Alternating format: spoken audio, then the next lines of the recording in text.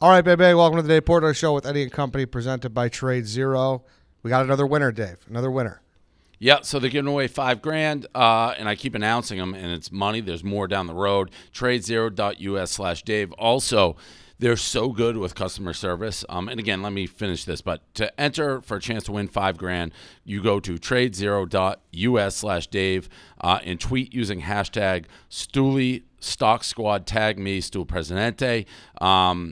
And you got to sign up with a new account, minimum $2,500. But they're picking winners, and I don't see a ton of these because you got to put in $2,500 to sign up. So there is a barrier to entry, but you have a really good shot to win $5,000. We're announcing them every week. Our fourth winner is Justin Kennedy. We will have additional winners announced in the weeks ahead, so there's still time to enter. Again, $2,500, and I just go by what I see. They're scattered. I think this is one of the best promos or chances to win that you have, and it's a great account. And that's what I was going to say. Like, they've been really good to me because I've owned, and not me, they're just customer service, which is hard with, platforms like this, trading platforms. E-Trade's the worst. But I owned a ton of the Score. Today, the deal officially, like, the purchase became ratified or whatever they say for Penn buying the Score. And so, like, the stocks change and all that shit, and they answer every question I have. They're just very good with customer service, whereas other companies I've dealt with, they would just never get back to you. So, good customer service. That's why you pay the $2,500. They never crash. Plus, you can win some money. So, Tradezero, the only platform I use. Don't just trade Tradezero. So, are you good to go on that? Can you own the Score, or what's going on? What? Like, so the Score, you said they helped you out? I think the Score stock symbol is going to disappear and become Penn, from what I gather. But maybe I'm wrong. It hasn't yet. Like, I'm not 100% sure. That should be a That's bump, what then. we're getting answers to. I saw for a you while, I couldn't even. They left my account. It goes back and forth. There's a big transaction. I don't know the exact details of how any of that works, to be totally honest. I saw you've been buzzing back and forth all week about Penn stock. What? Upgraded, downgraded. There was a bunch of stuff going on. Oh, I didn't.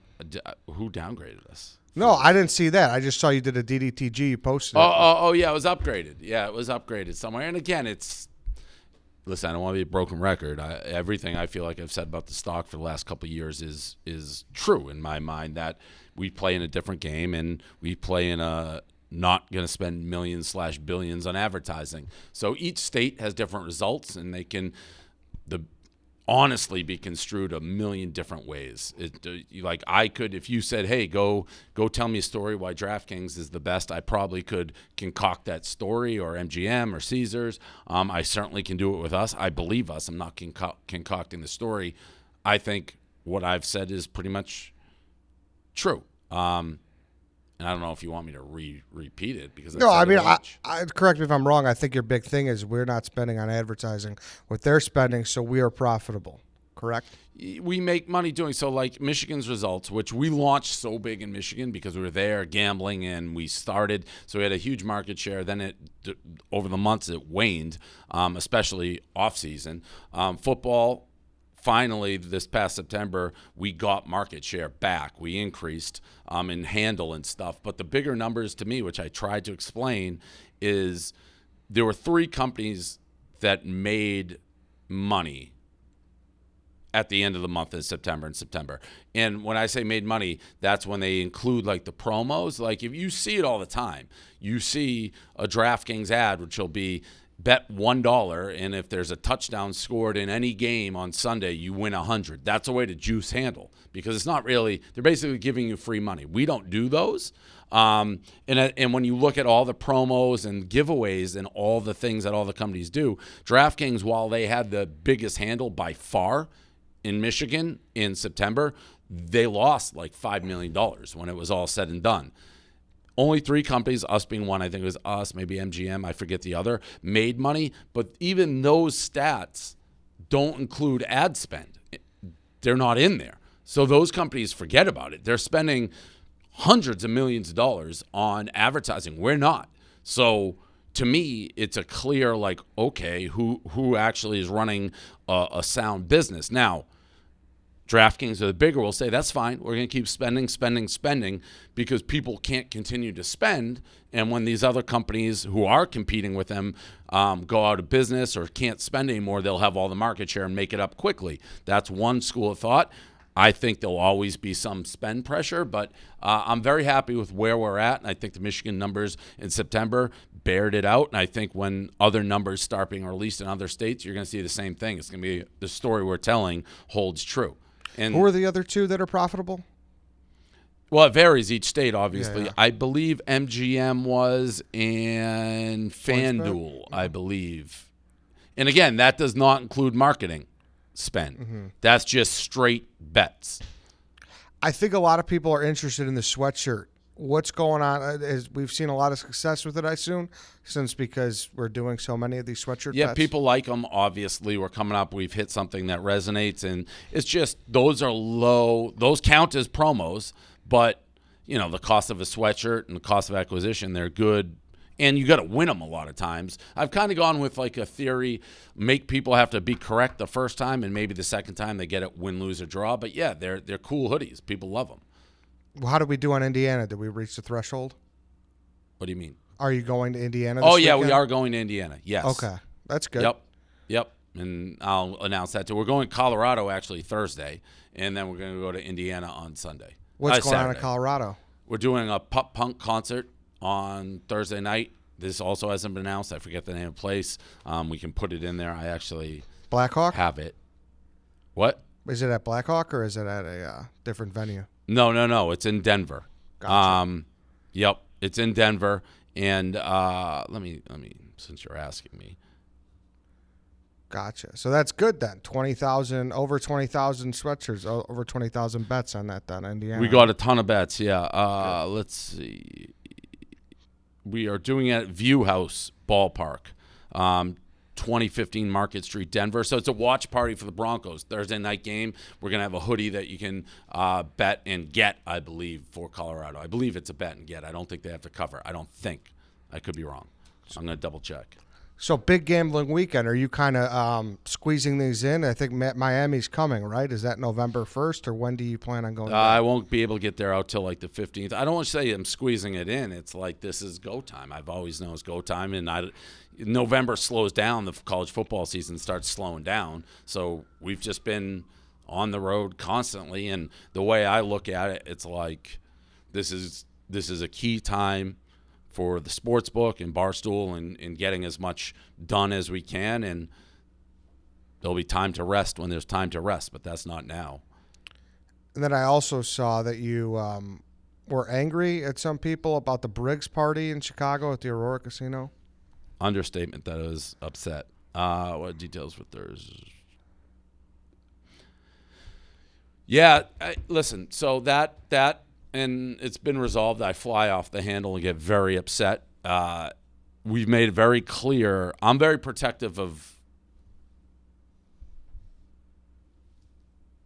Why can't I never point? This logo here. Like, and I think when we say we're going to be somewhere and our logo's on it, that generally means like maybe me, Dan, talent, whoever is going to be there, and I want to see how it's marketed. I don't want to water it down. I don't want to become like Hooters, and I've been very clear about that, and everyone is, yep, we're on the same page. We're on the same page. And then I was actually looking for Dan's Can't Lose Parlay on Sunday, and I saw like this flyer, like Lance Briggs is doing a Barstool tailgate tour in Chicago. I had no idea what it was, and I have no idea where it came from, and I went bananas on people. I don't know how it's tweeted from the sports book. Jack Mack knows he's not supposed to do that, but he was so convinced that, like, he was almost so convinced like that the messaging is clear, that nothing that can be sent to him without my approval, that he assumed it was approved.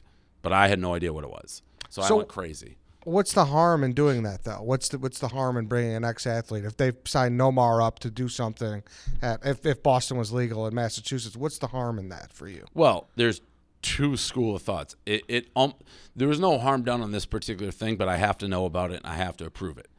And to me, there's no advantage to it. Like, so what is that promo? Who's going based on that? I don't think a lot of people had like 4 tweets, but we promo so much here that there's and I've always said this, every useless tweet or promo you do takes away from the ones that are important. Like, so you saw what we did in Chicago. It was a massive success. Yeah. You come back to the next or 2 weeks later, like, hey, tailgate tour in Chicago, picture Lance Briggs. Like, what is that compared to what we were doing before?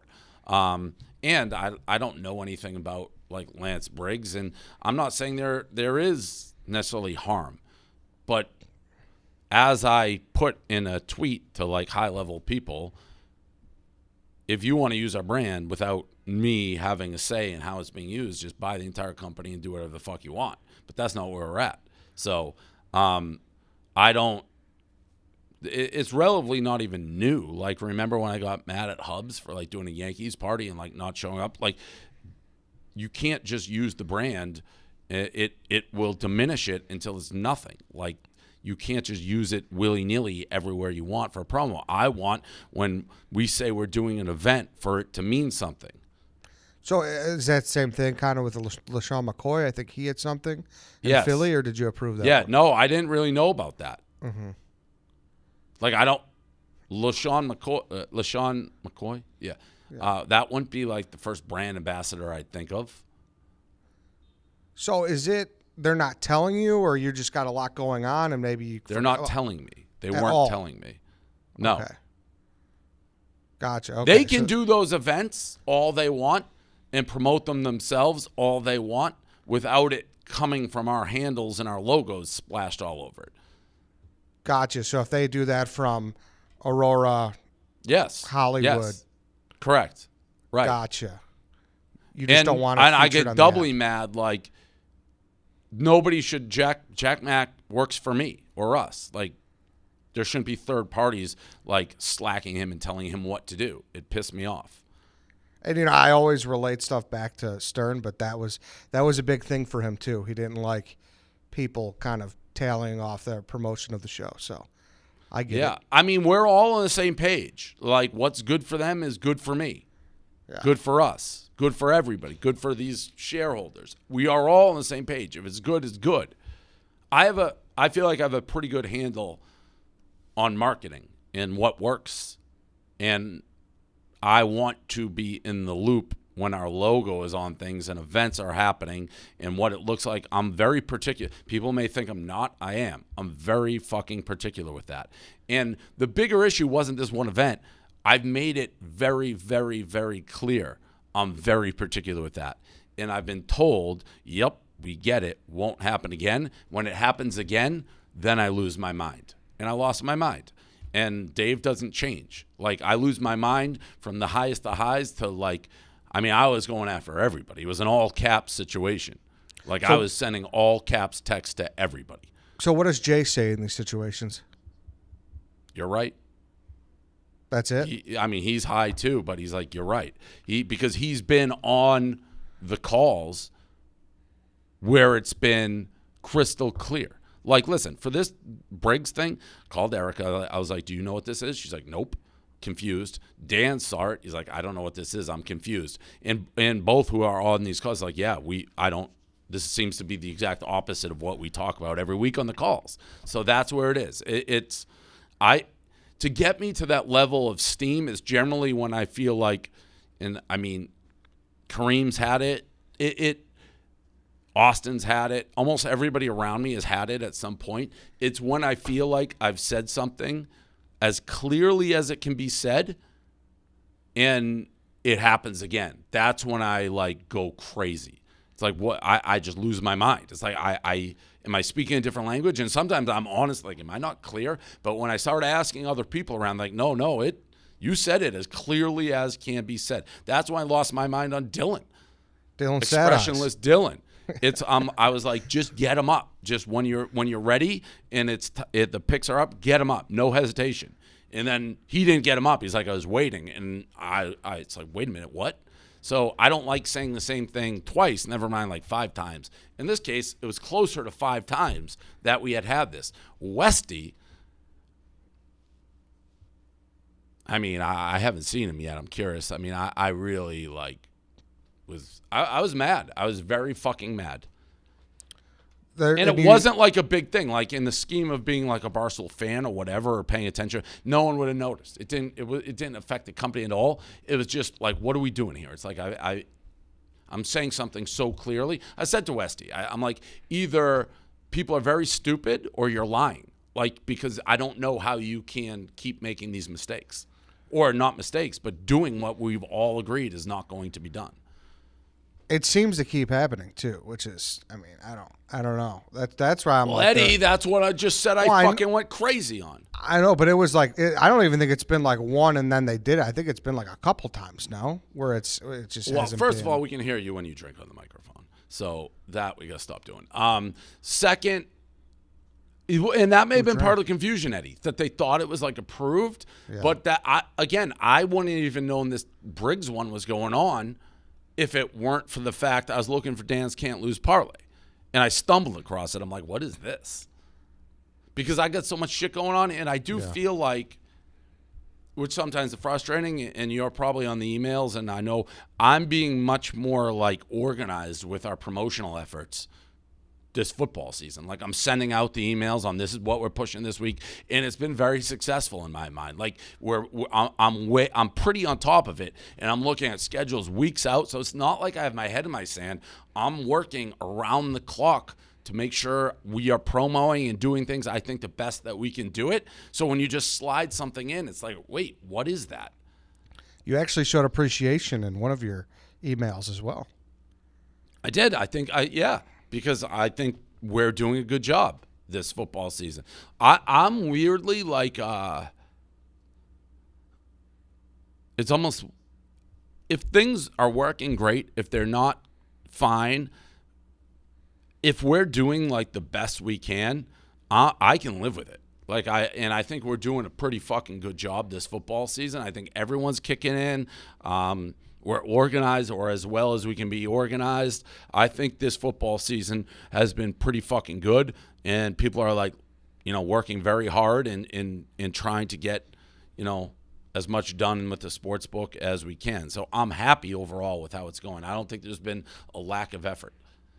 And then also the one guy from episode 3, I don't know if you remember that. This was the nitty gritty day from last football season. He's gone, right? So he's not. There's no feud. No, with him. nitty gritty is. It was Fitzsimmons, but the other guy, Scott with one T, he's gone. Like, so remember, he didn't like the tone you were taking with him. Yeah. Correct. He did. Right. He's gone. And I wish him no ill will. I guess my personality, and for sure, can rub people the wrong way. I don't talk like corporate people. I talk like more of like a football coach from like the fucking 80s when I get mad. Like, there's swears, there's caps, there's like, if somebody was like gonna take offense to it, it's a problem. To Jay's, I don't know how they look at it. Like, I don't know. You're probably not supposed to talk to adults.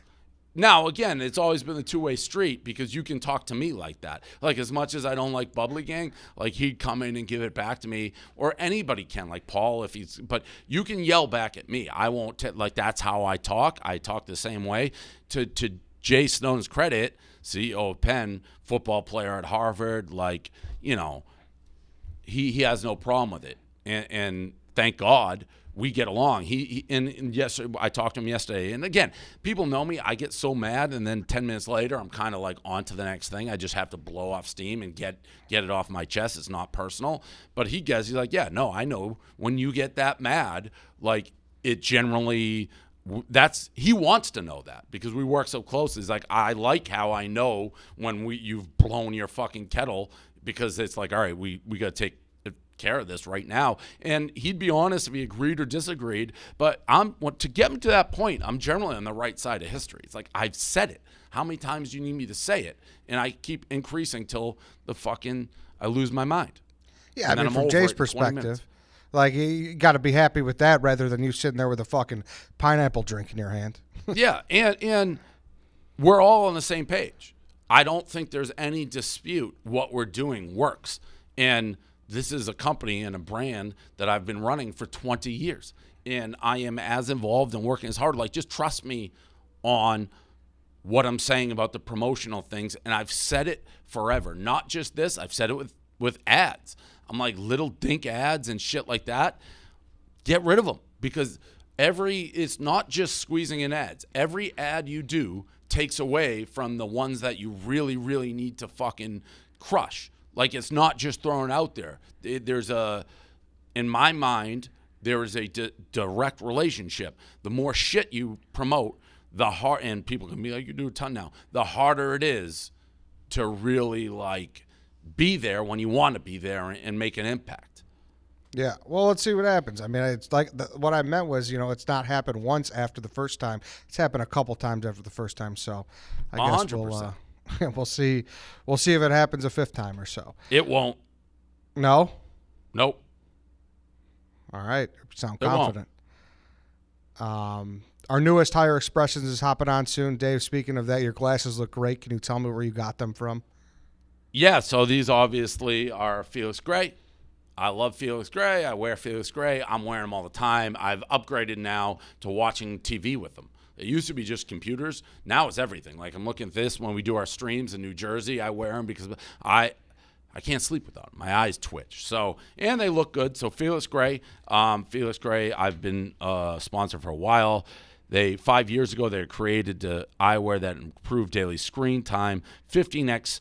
They filter 15x more of the important blue light, whether you're heading back to office, back to school, back to whatever. You can count on Felix Gray. Visit FelixGrayGlasses.com, FelixGrayGlasses.com/Dave. These are the Robles, right? The Robles, yeah. R-O-E. The Robles. So, again, check out FelixGrayGlasses.com/Dave, FelixGrayGlasses.com/Dave. Free shipping, free returns, free exchanges, FelixGrayGlasses.com/Dave. And if you've been watching anything I do, you know this is something that I wear all the time. Like, my DDT G streams always have them. So, a legit ad, a legit easy. When I say easy, meaning I really use it. Yeah, you got them on all the time, so go do that. Prescription, non-prescription. If you got some twitches, help yourself out. Go grab some Felix Gray. Good Tennessee game to go to. Are you happy you stayed for the game? Great stadium. Super cool. That was so a lot of places we've been. I've been to the games. I don't like going to football games, especially college games, because they're too fucking long. Like, I like going for the beginning. Fight song, entrance, the way they come in and do the T, fucking awesome. But, like, I just like seeing the pageantry of it. There's nothing like college football. So, yeah, I was super happy I saw it. Crazy game. We weren't there for the end. We left around halftime because, we got home at like 1 a.m. as it was. But very, very cool, great environment. And I was saying, I don't know how Tennessee's not awesome. Maybe all SEC schools are like that, but I don't know how a recruit walks into that and doesn't be like, I got to go here. And they rolled out the red carpet for us, too. Crazy. It's like sideline passes, could do whatever we want. It was fun. So shout out to Knoxville. Tough loss for them, but great game.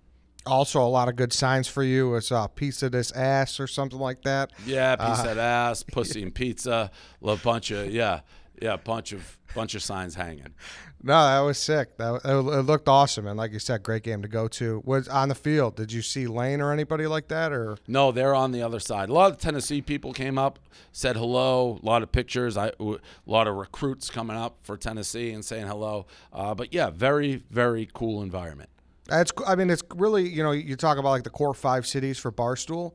Tennessee, I feel like, is like one of the first of the South that's really kind of latched on, wouldn't you say? No, not necessarily. I mean, it's definitely big. I've never been to Baton Rouge, but by all accounts, LSU's like Barstool Central with PMT. Caleb went to the tour there. We have now, Megan making money. So I think we're just fucking huge there, but never been. Lexington, Kentucky is obviously there's Keeneland and the University of Kentucky. That I've there a lot, and 100% brand recognition there. So I'd say that's a big one. Never been to Georgia. So Tennessee. I mean, Mississippi, you got to think with the 2 Mississippis, we're pretty big with, Mincy and Oxford, and obviously Mississippi State, I assume, are gigantic because we have brand. So I just think we're pretty big probably in SEC, period. Speaking of LSU, what do you think of the Coach O situation? It's crazy. Wild. He's just fucking everybody. But, like, so he's not doing anything theoretically immoral. He's a single guy. But it's just funny that he's like, that's the reason. He just can't keep his dick in his pants. Yeah, he just kind of took his eye off the ball, right? Yeah. I mean, and then the story of hitting on the other girl, the woman who was pregnant and then the high-ranking official. Be crazy if they kind of run the table here at the end or make a run. But, yeah, I guess it's, in the end, all people want is really, like, girls, I guess. That's, like, the number one, like, that's why people exist. So he had been married for a long time, single, famous, rich, and he just started fucking everything. Yeah, but to win a natty 2 years ago and to come to that, it's wild. Yeah, there's a couple. Gus Malzone did it, but it's just nuts. That's like he was too horny. Yeah, and I don't know a ton about the scandal situation. Would that come out last year or this year? What scandal? With what was it? The running back Geis. It was that he was accused of sexual assault or something, and he didn't investigate. I don't know a ton of details on that. Yeah, it's crazy though. Sounds like Expressions is here though, so why don't we bring him in, and we'll talk to our newest guy in the UK. Big X, can you hear me? Yeah. Yeah, we got Yeah, that's what I'm talking about. You not telling me good, yeah? I don't know what you just said. What are you not telling me good? I don't. This is going to be very. Hey, can you see? But I don't lie. See, I know the American national anthem, fam. That's pretty good. That was pretty good. That's what you said. So welcome. We announced the signing yesterday. Now we got 3 guys working for us that I pretty much can't understand anything they say. So we got Expressions, we got Troops, and Patty the Batty. I don't even know how this European invasion has started, but how are we getting these guys? I feel like we're getting all the A-list talent over there. Nah, come on. That's what I'm saying. You got 2 signings in one with me. I'm half man, half amazing. Like that. So go ahead. Speak. You're performing. I saw your press conference to announce it. Who did that? You did all that yourself? You cut that? You edited that? Yeah, listen, let me tell you that. Of course, 100%. I never edited it, but the mastermind, the whole idea behind it was me, because I'm thinking, I signed for Barstool Sports, You know what I mean? It's not a stool in a bar in the UK. This is big Barstool Sports, yeah, worldwide business. So I said, you know what? I can't just be like, post a picture, Expressions are signed for Barstool Sport. We need to do this proper. Yeah, I'm a big wrestling fan. I whipped out the drip. Did you see my suit, Dave? Yeah, Did you see the suit? I saw the whole thing. Yeah, I watch it. That's what I'm talking about. Genetically jacked, athletically stacked, half man, half amazing, modern day Mac. Dave, I'm so happy. Listen, I'm so happy to be a part of Barstool. And yeah, the whole video, it was literally me being myself. Open the briefcase. You saw the contract. I did. I know the other guys' contracts didn't look like that. You know what I mean? I'm not saying anything. What took you so long? When did we talk the first time? So, by the way, this is how it backs up. For anybody who's wondering, Gaz, are you on here? Yes. Who found Expressions? So the first time I ever heard of Expressions was Za mentioned to me, because he's like, we have Troops here, and I was talking about Tottenham, and he's like, we got a Tottenham guy you should check out. As soon as I watched him, me and Jen jumped on a call with him, and then that's when I brought him over to you and was like, you got to talk to this guy. He's electric. Yeah, so, all right, I talked to him. This was what? I don't know. This was I remember driving in a car. Where were we when we did this? Boy, I remember you were driving in a car, and we had a Zoom meeting. Yep. You know what I'm saying? You were driving in a car, and then you literally told me straight, you're like, Expressions, you're a home run. You know what I mean? Obviously, sounded a little bit different. My American accent shabby. You told me I'm a home run. I Google searched that. I knew it had something to do with baseball, and it was a good thing. So, my spirits were up, like that. And when you said to me that, obviously, it could be the best of both worlds, because obviously football I still want to be able to go to games and stuff like that. When you said to me, X, don't worry, you can travel back and forth, I was like, listen, R.I.P. Aaliyah, I love back and forth. You know, I'm on doing that. You know what I'm saying? So I said, I never knew that was I never knew that was an option. But when you put that option on the table, I'm telling you, the deal was signed, sealed, delivered like Stevie Wonder. I was ready. Yeah, so how long of that? And by the way, that is how it went. And I talked a little bit about it with Paddy the Batty and with expressions like, I saw the videos, I saw what he did. It's like, yeah, this guy's perfect. I didn't need much, like, I didn't need any convincing. I talked to him, and like you said, there were some concerns that you have to be in Europe. Could you go to games here? It's like, dude, we'll just make it work. However's comfortable, grow the brand, and especially now because the way you and Troops play off each other, great. And then Paddy the Batty, are you coming November 20th for this thing? 100. My flight is booked, fam. I'm saying it on wax. Big X is gonna be in the US of A. I believe it's November the 11th. I'm going there, and I'm gonna be staying there for at least 2 weeks. You know what I'm saying? So yeah, I'm gonna be there at the stream. Okay. I ain't gonna wear a Liverpool shirt, but I'm gonna be celebrating every goal they score, every single. I'm telling you, Troops may throw me out. So wait, now because you can't, why? It's Liverpool versus Arsenal. You know why? Because I hate Arsenal with all my soul. Every being in my soul, I hate Arsenal. Growing up, going to school around here, you know what I mean? People used to tell me, when I used to wear my football shirt at school, because we were back then, like we were finishing 15th, 16th, we were out of sight, you know what I mean? That's what it is. So when I was going to school wearing my shirt, all the Arsenal fans used to be like, oh, what team's that? They used to take the mick out of me, you know what I mean? I was bullied. All the reason why I've got the mouth that I got now is because I've had to defend myself from I was about, 7, 8 years old. Do you know what I mean? So Arsenal fans, like growing up, Arsenal were on top. You know what I mean? They were on top. It was missionary. Like it was literally adult channel business that we were getting in it for me growing up. Didn't like it. Every season, missionary. Even if you ask a wife, you get me? She don't want missionary every night. You know what I mean? Switch it up. Like my team, I wanted us to do other things. But they never did it. Whereas now, Arsenal have fallen and we've literally risen. We've literally risen. Like, obviously, this season, we're both, I wouldn't say we're as bad as each other because we're still better than them. But we've literally, our stock's gone up and their stock's gone down. They went from the invincibles to the invisibles. Like, no one can't see them. Like, they're like John Cena of the Premier League, innit? That's what it is. So, with Arsenal, I always despise Arsenal. I won't want Arsenal to win any game. There's not a game.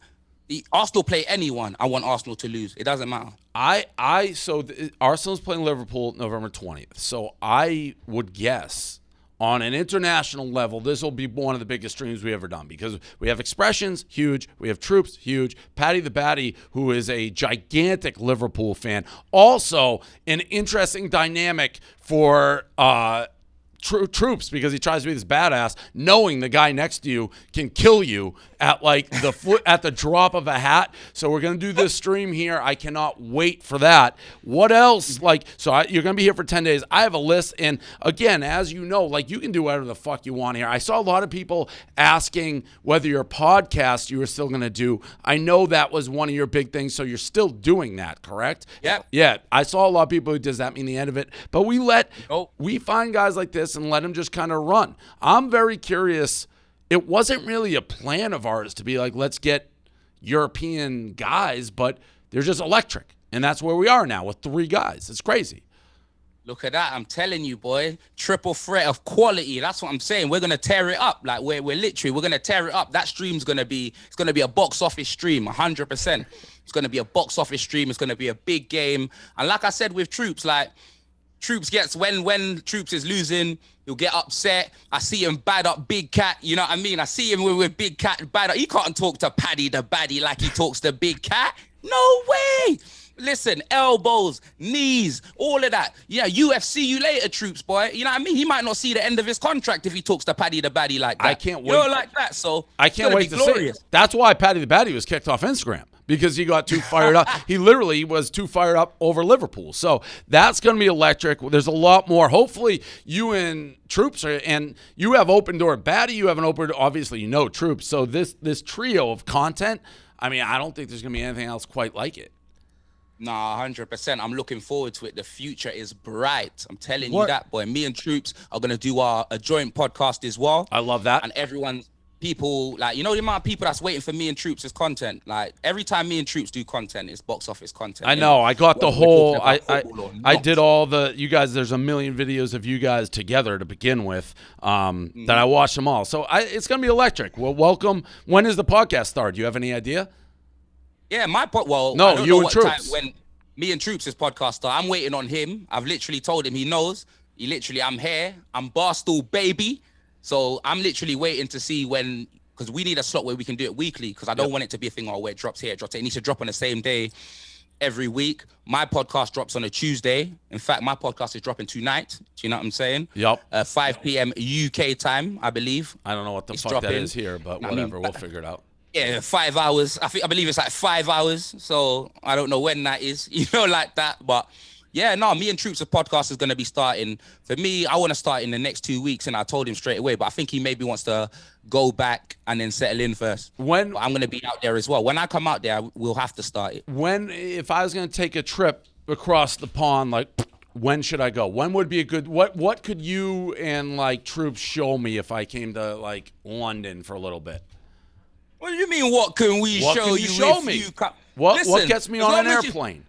Listen, Big Dave, as long as you bring your wallet, boy, we can show you everything. You know them way there. That's what I'm talking about. All right. Yeah? Well, we'll show you everything. The wallet's always attached to me. So I'm going to schedule a trip out there, too, at some point. But look for all the content.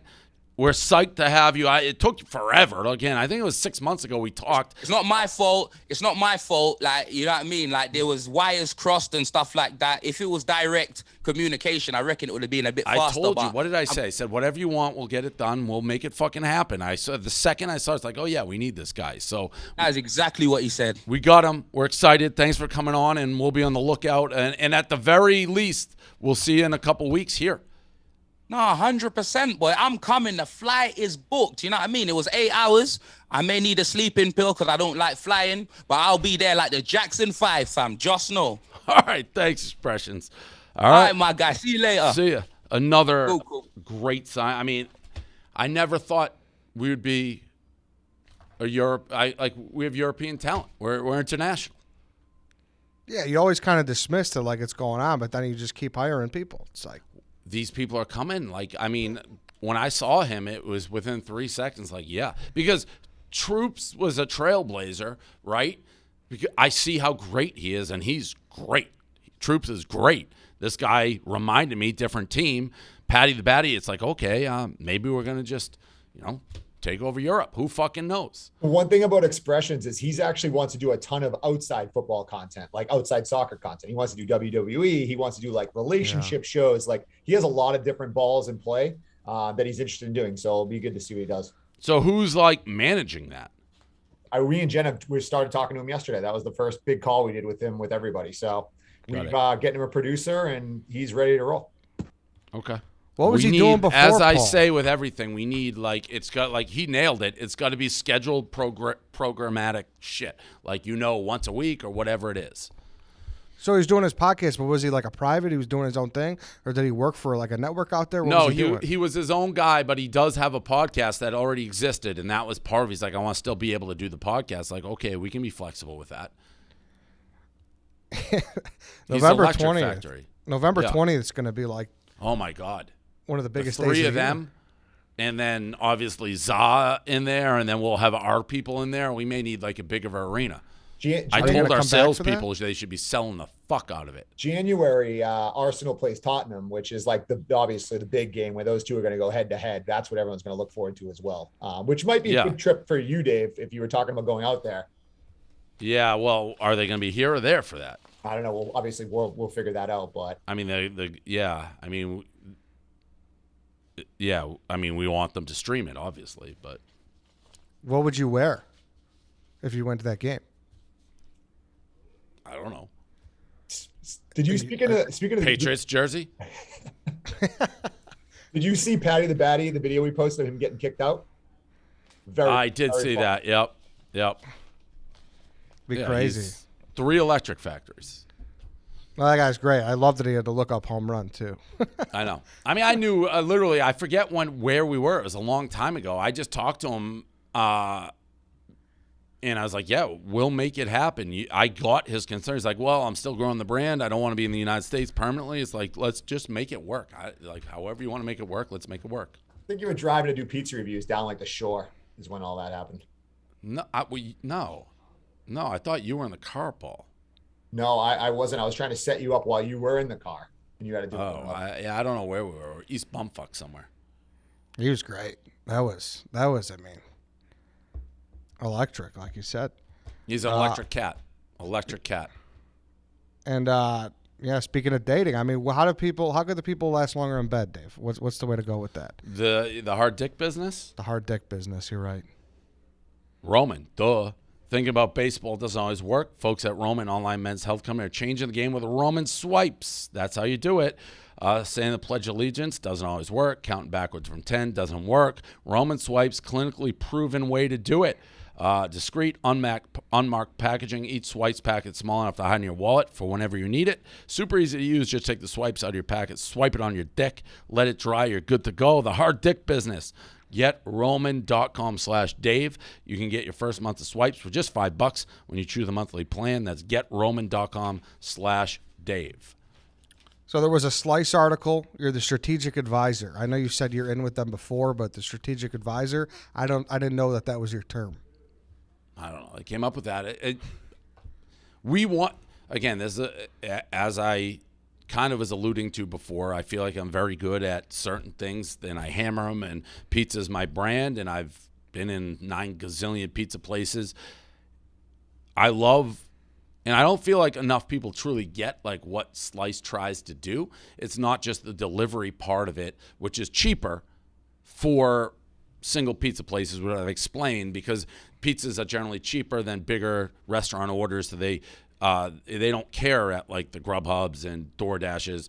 They take the same cut, and there's too much for a pizza place. Slice takes a lower cut, fine. That's part of it. But really what Slice is about, not just that, is they give the technology, software, all this stuff to the individual pizzeria to help them use technology to manage their business better for free.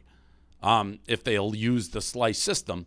And that's to compete versus like the big chains, like Big Pizza, like Domino's and things like if you're a Domino's franchise, you know how much dough to order every day. You have call center help, all this stuff that the little guys don't generally have. Slice will give that to you. So Slice acts almost like if they can get all these individual pizzerias and equip them with this technology and streamline their business, they help, compete versus Domino's. Like, for example, when I go do pizza reviews, you run out of dough. They don't know how to predict it. Call centers, that's the biggest thing for a lot of little guys. They don't have enough people working the phones. They take time there. So all that stuff they automate. You sell more pizza, and that helps. They don't charge for that. They get their money off the consumer using the app. So it's a win-win for small pizza.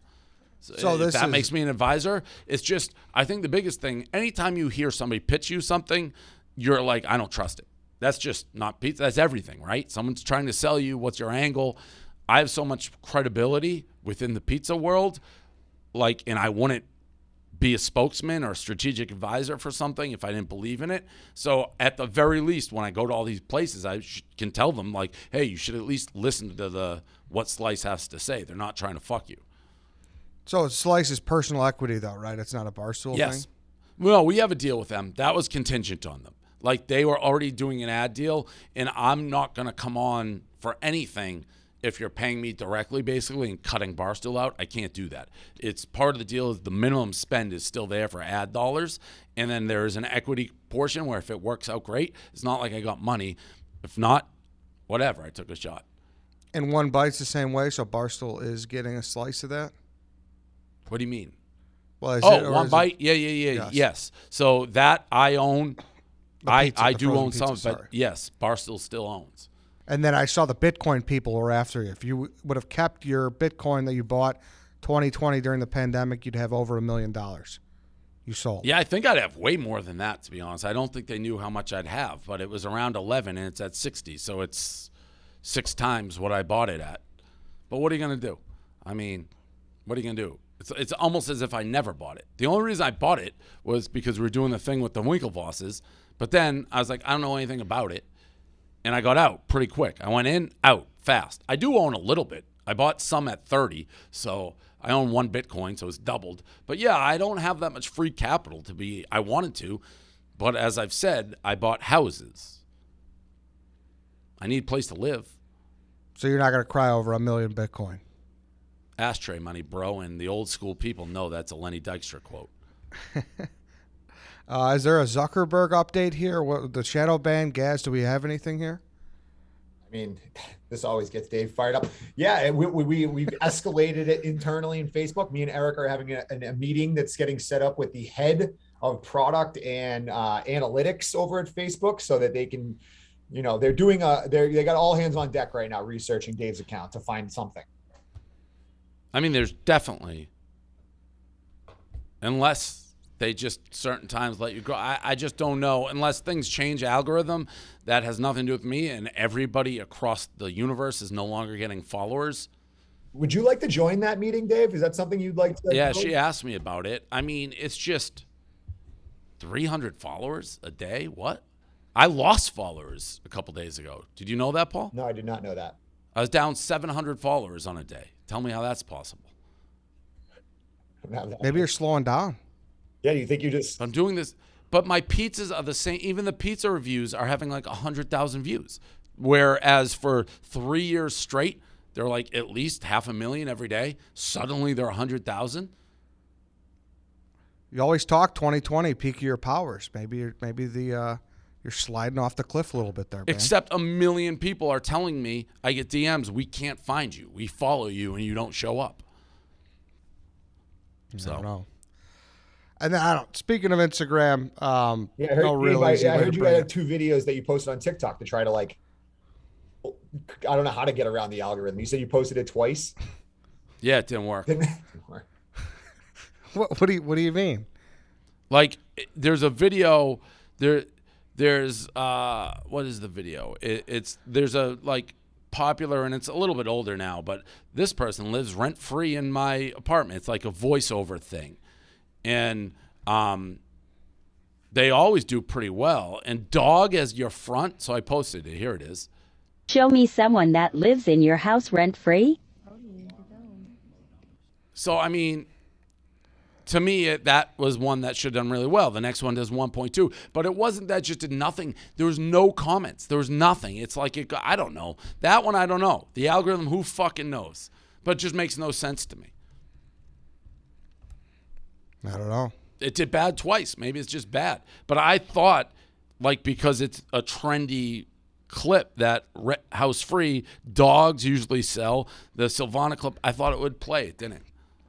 Spielberg's had some flops, right? What are you going to do? Has he? I don't know. I just figured everyone's had a flop. I don't understand TikTok. I don't know what works on TikTok and what doesn't. Like I said, Instagram, no real easy way to bring it up, but there was obviously a big post over the week. First Lady. Oh, yeah. So she gave me a heads up that she was doing it. She's like, just heads up, this is coming. And, I'm happy for her. I've said it a gazillion times. She means a lot to me, always will. I always want her in my life. And I want her to be happy. So that really is the truth. Yeah. I have a ton of questions, but we'll just bypass it because you have a girlfriend and, it's probably best, right? Well, Eddie, I don't know what your questions are going to be. Well, I don't know. My point is I don't think this is where it gets to the point in the show where it's I don't, digging deeper, I don't know how good that does for you personally. You know what I mean? Yeah, I don't really know what you mean. I guess we could cut it. Well, I don't know. Was it an emotional thing for you? Well, she gave me the heads up, so I knew it was coming. Emotional in the sense, again, we've been, separated for 5-6 years now. Mm-hmm. I truly want her to be happy. So anybody who's important in your life, there wasn't negative feelings at all. I truly want her to be happy. And was it marriage? I was a hard time understanding what was or just a relationship. No, photo. I think she just marriage. What? I don't know. It's tough for her to get married to that guy if we're still legally married, which we are working on. But no, that was just showing that she's dating somebody, I believe. Like, I didn't spend a ton of time on it. And then did Silvana feel a certain way about it? No. I mean, there's nothing, again, we've been separated for a long time. Mm-hmm. All right, good for the First Lady. I want her to be happy. I've said it a gazillion times. Like, and I truly, truly believe that. And I'd do almost anything for her if she asked me. Paul, any drop in here? No, I have no opinion about it. I think it's great. I think Dave covered it perfectly. All right, ZipRecruiter. Good transition. According to Forbes, gyms, nail salons, hotels, mom and pup stores, the more are set to go on an epic hiring spree in the coming months to meet the pent-up demand for all these services. I can't wait to go back to a movie, to be honest. I haven't done it yet. Spas, movie theaters, concert venues, comedy shows, all these businesses report reopening means that millions of jobs will need to be filled. So where do these businesses turn to fill these roles fast? ZipRecruiter. Right now you can try it for free at ZipRecruiter.com/Barstool. When you post a job on ZipRecruiter, they send you your job to 100 top job sites, giving you access to their network of millions of job seekers. ZipRecruiter's matching technology scans resumes to find qualified candidates for your open roles and proactively presents them to you. You can easily review recommended candidates and invite your top choices to apply for your job, which encourages them to apply faster. According to ZipRecruiter internal data, jobs where employers invite candidates to apply get 2.5 times more candidate. ZipRecruiter's technology is so fast and effective that 4 out of 5 employers who post on ZipRecruiter get a quality candidate within the first day. And right now, you can try ZipRecruiter for free at this exclusive web address, ZipRecruiter.com/Barstool. That's ZipRecruiter.com/Barstool, BARSTOOL. Just go to ZipRecruiter.com/Barstool. ZipRecruiter, the smarter way to hire. All right, some Inside Barstool. We'll do some listener emails as well. Business TNT debut. What'd you think? It is nuts how he's just sitting next to Gretzky. So funny. Congratulations to Biz. He earned it. The guy's maniacal. He's sometimes a pain in the ass to fucking work with, but he is, he's earned everything he's got. He had a vision. He has a lot of McAfee in him to a degree, and I mean that as a compliment. So good for him. He's an electric personality. He's the best. He really is. That the hockey net, the goalie challenge made me laugh though too. You know what? Did you see my little I tweeted like Biz been there for 3 seconds and already giving away trade secrets. I saw that. I did see that. And I also saw your tweet where you said about Steven Cheah and Smitty on a different note here. That was one of my favorite clips in a long time. Two polar opposites that are never going to see each other's point. I told Steven that. I'm like, that clip was one of my favorites. Like, but I was right. I'm like, yeah, but, you kind of were wrong. He's like, what do you mean? I was right. It's like, yeah, but you know how I always say, the second I drag somebody into the mud with me, like people who think they're above, it's like I get them by the ankle and they respond. It's like once you're in the mud, it doesn't matter whether you're right or wrong. You're in the mud, and that's my world. Once you're telling Smitty about analytics and trying to explain to somebody as stupid as he is, like you're in his world. So rationale and reason are gone. But yeah, those two can't be more polar opposite. Very funny clip. Where do you stand in the debate? I don't.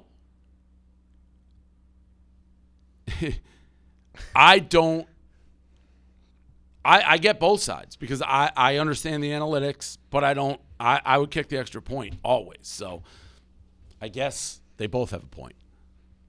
Yeah, and the Eagles' offense was horrible. Right. Like, I don't.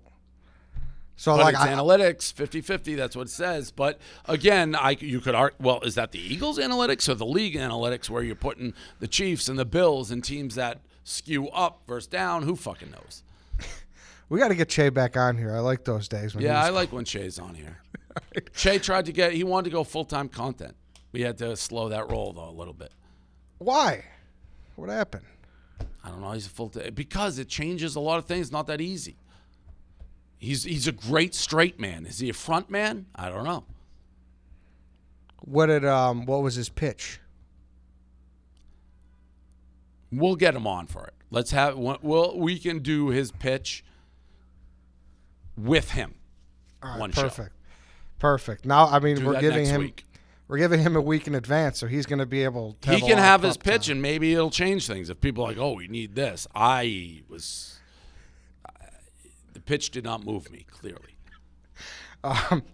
I'm so excited for next week now. And it's like I will give people the benefit of the doubt. Steve's a hard worker. He's been here for a while. So it's like I want him to be truly happy, but we still are a company.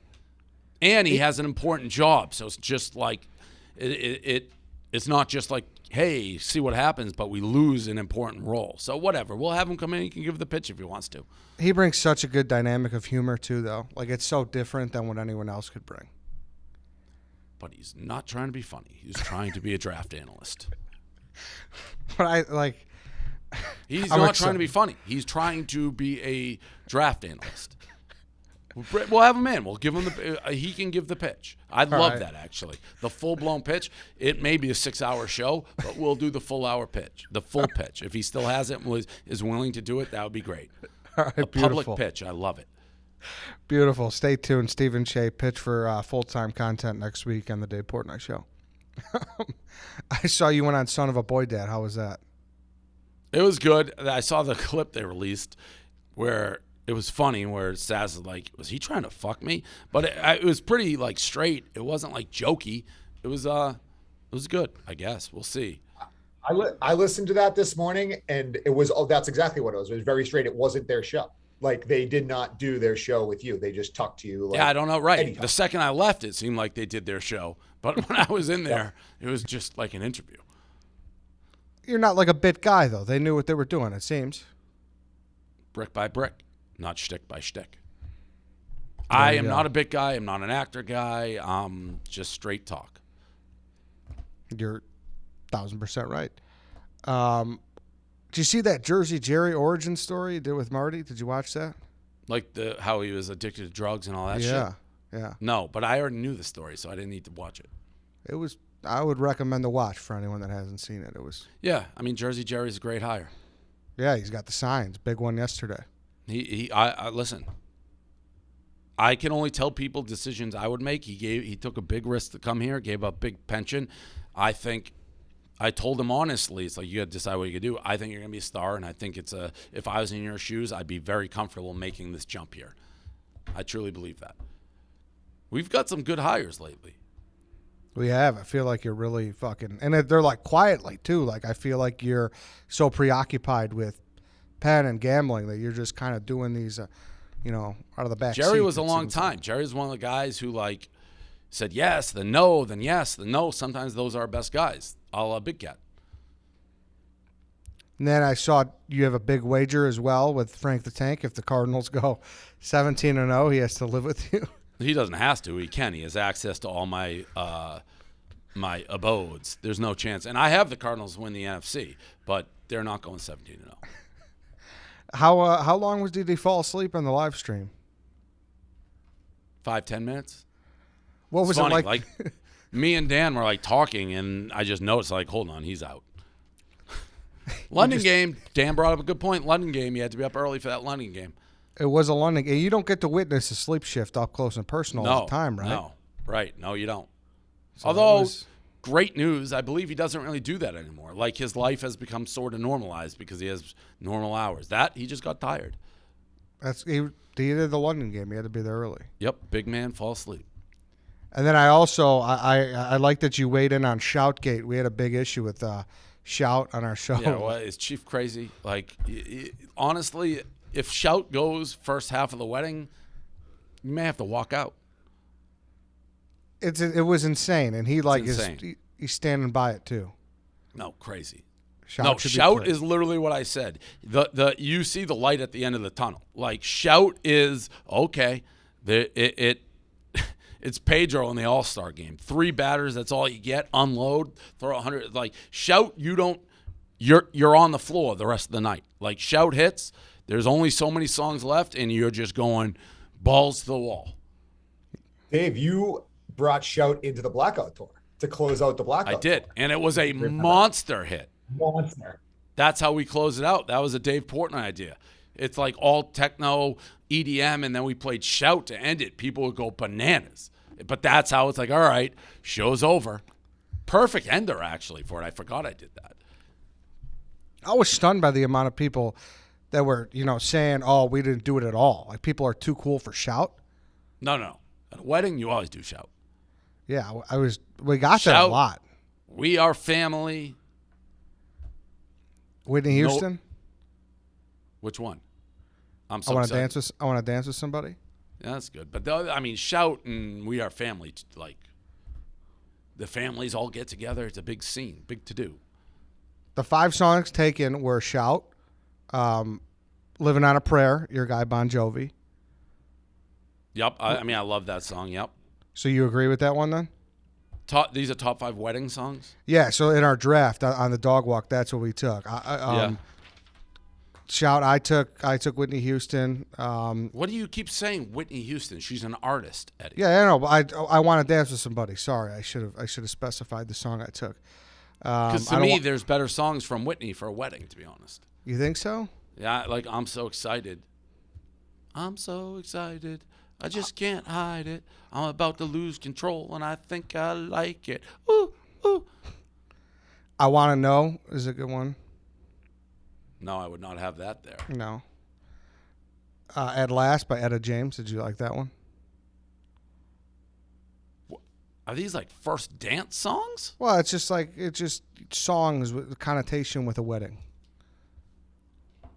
Connotation with the wedding? Yeah, I mean, you could have went any way you want. If you wanted to go slow, like you could go What slow. was the exact name of the category? It was a wedding draft. You got one song, one hors d'oeuvre, one worst thing that could go wrong, Then one no, best some tradition. of these songs are terrible choices. It was Shout. Yeah, I Want to Dance with Somebody. I don't like that. I Don't Want to Go Home by Southside Johnny. You ever heard that song? I don't know.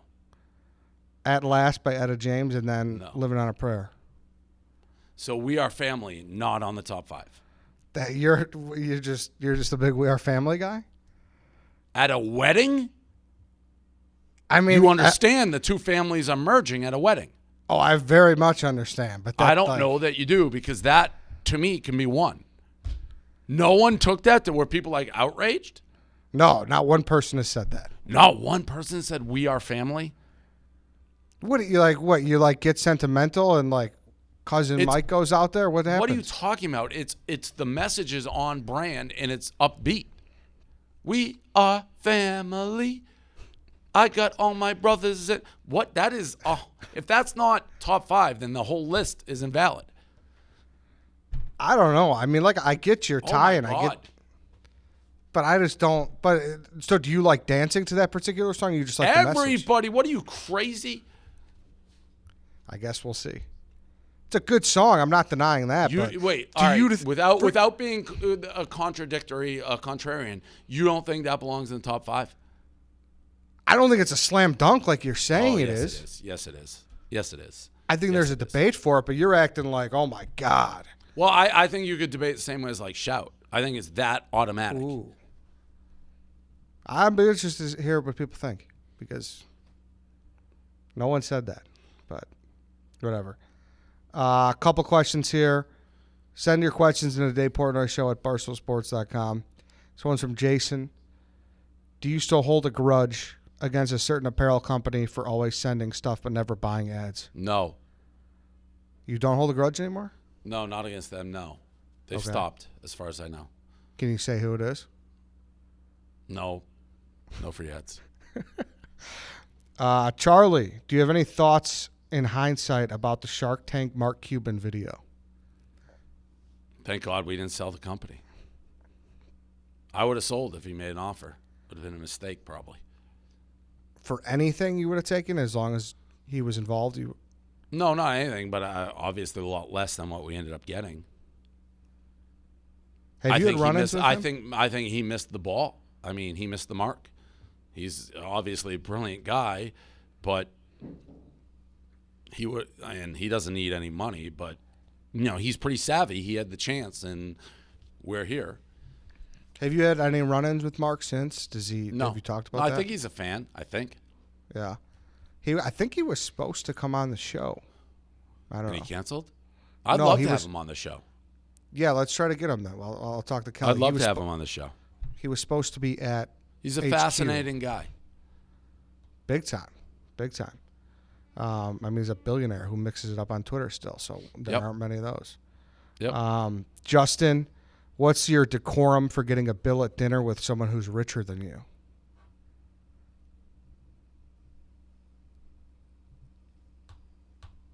I feel like the only time I'm at dinner with people richer than me, they're significantly richer than me, and I let them take it.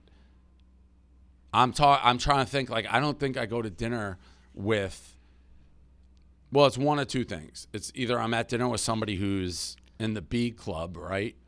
And then I let them take it. Or if it's like maybe 6-1 or kind of similar, like, I think Grutman, I don't know where he's at. I know he's obviously super, super successful. But if I'm with him, I'm at his place.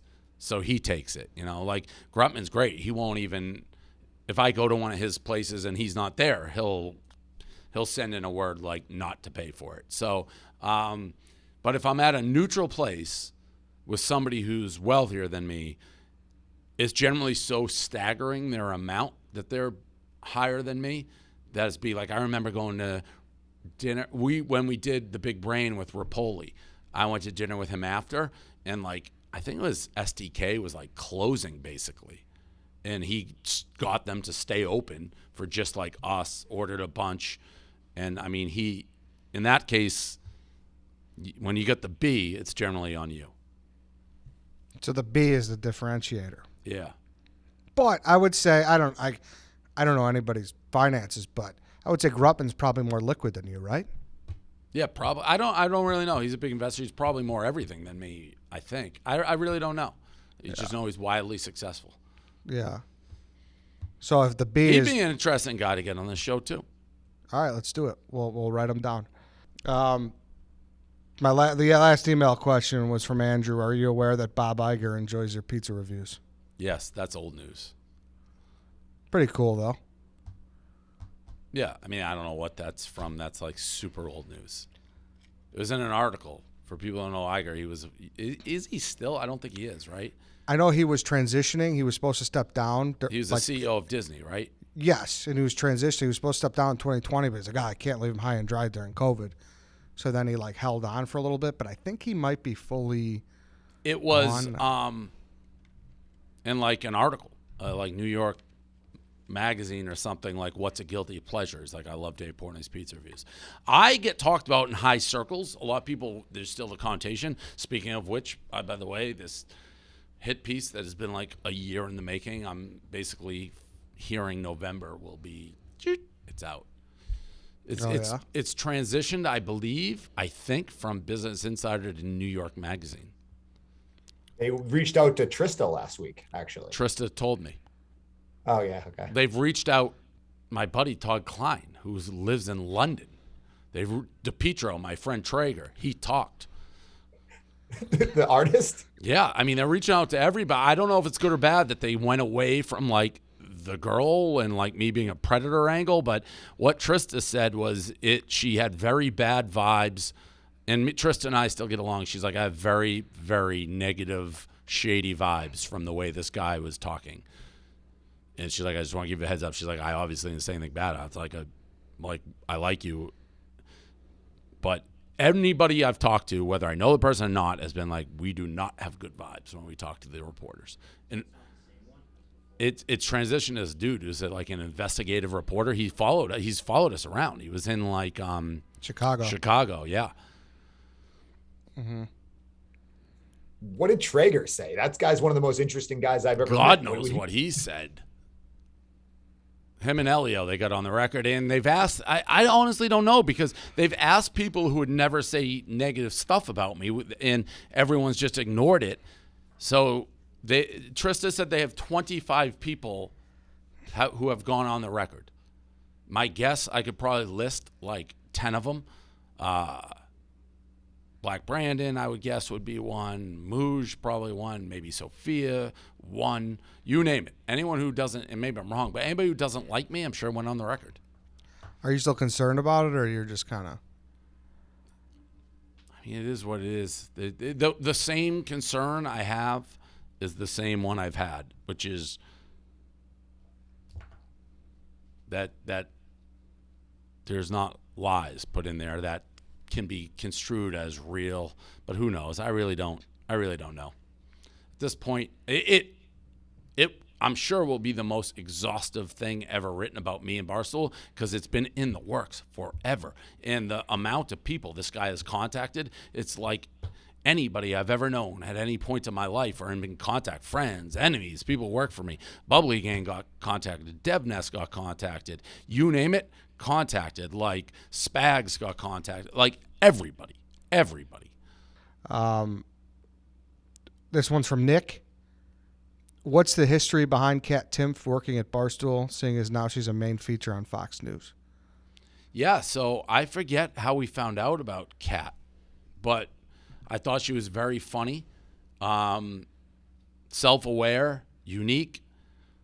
I don't know, were we doing politics? I can't remember, but I remember I went to dinner with her and tried to convince her, but she never wanted to give up the Fox thing totally, because she was kind of doing she was just continually climbing the ladder at Fox, and she was a very funny writer. She was working at something, the Post, but she never wanted to go full to us. She always had her other irons in the fire. If she came full to us, she'd be a huge star here too. But obviously, she's killing it over at Fox, and she's not like a typical. It's one of those things when people say Fox, Fox News, like Kat Timpf is like, in my mind, like a free-thinking libertarian, like funny, down-to-earth girl. Did her contracts just run out, or did she get something bigger there? I forget. No, exactly it ran out. And again, it's so hard in our world, and we'll see what happens with Expressions, to be doing like multiple things. That generally doesn't work out with us. So that was kind of the end. Yeah, she was writing one place, doing Fox, and then doing, was it a podcast for us? Maybe that's what it was. I can't really remember. Yeah, there was. I a remember Kat Timpf obviously show, the legendary Chaps, Kat Timpf, Chaps, fucking blackout drunk on like an election night or something, or a debate night. That was an all-time moment. I remember that. I think she did something on the news and Kmarko blogged it, and that was how she kind of got in the fold. I forget Maybe. exactly. Last one here from. Kmarko? What'd you say? Who? What'd you say? What'd you say? I said Kmarko blogged it. Oh, who? Kmarko. Anyways, go ahead.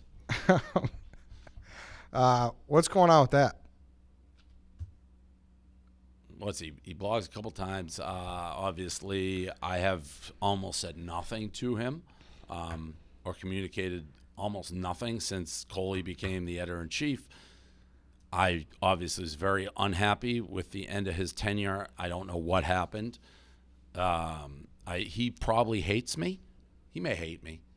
I don't hate him. He's a veteran who's been here a long-ass time, and he benefits from that because he's put in the time to get us where we are now.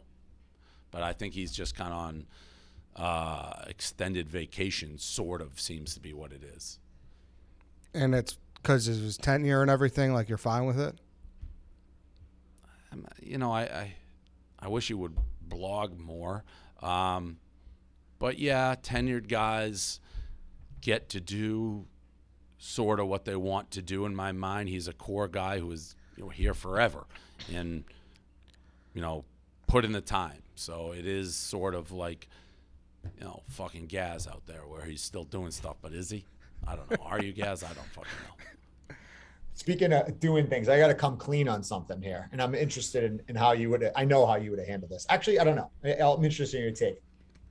So, we had the medicine beer situation when we were down in Miami, and like, you just sat there, stewed on something, and you're like, you know what? I got to fucking talk to this girl. I got to do it. Yep. Because you're in the name of content. Yep.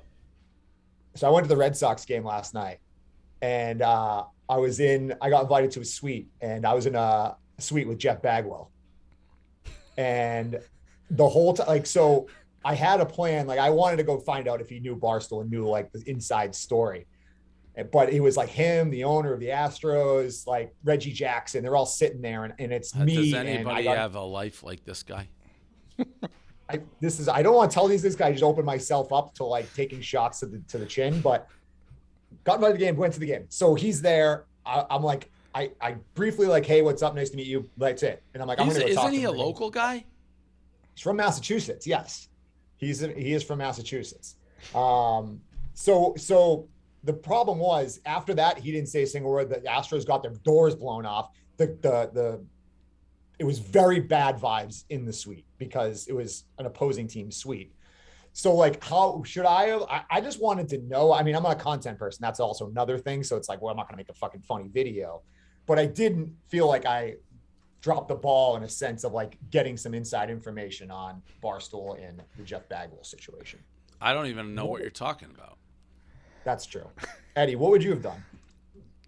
So you didn't say, you got to feel him out, I guess, right? If he kind of seems like he said 3 words the whole time he was in the suite. Yeah, like, I mean, if he's a button-up guy, he can't just be like, hey, my buddy kind of fucks like your batting stance. Like, What's that mean? Do you know about that? Like, any thoughts on this? Federal crime, blah, blah, blah. Like, I didn't think whipping out.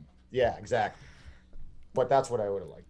Yeah, like, can you ask him, like, hey, do you ever use your stance in, like, other arenas?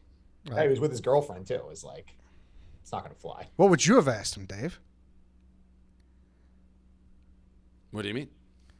What would you have said to Bagwell? Like, hey, I was inspired. Thanks for the inspiration. No. Sucks you got traded for, was Greg Anderson back then? Would have loved to have you on the Sox. How was Darren Rovell's bar mitzvah? Did he go to that? Yeah, there's a picture of Rovell at his bar mitzvah with Bagwell. Crazy. It's very funny. I'm glad to see playoff Paulie is alive and well, though. I actually can't. I said no to a bunch of tickets. Like the Yankees 1-game playoff, and I was like, I'm not going to end up on. We had too much going on, but last night sat in the suite. It was fine. Would we be able to bring Kmarko on at some point? We can certainly ask him. He's here right now. First time I've seen him in a minute. You want to bring him in?